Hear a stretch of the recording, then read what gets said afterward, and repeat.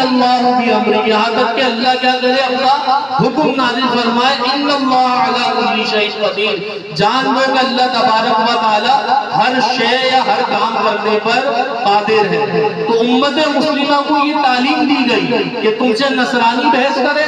تم سے یہودی بحث کرے، تم سے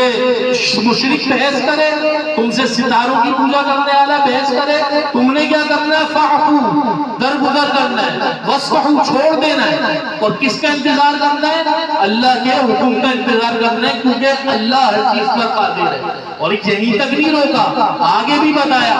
اور کیا کرنا ہے، وَأَقِیمُوا الصَّلَاةَ وَآتُوا الزَّکَاةَ، اور نماز ادا کرنی ہے اور زکوٰۃ ادا کرنی ہے۔ بحثوں میں نہیں پڑنا، اپنے آپ کو صحیح ثابت کرنے میں نہیں لگنا، لوگوں کو دلائل کے انبار نہیں دے دینے کہ 1400 سال پہلے کا مفتی یہ کہتا تھا، 100 سال پہلے، اس بحثوں میں نہیں پڑنا۔ اللہ کے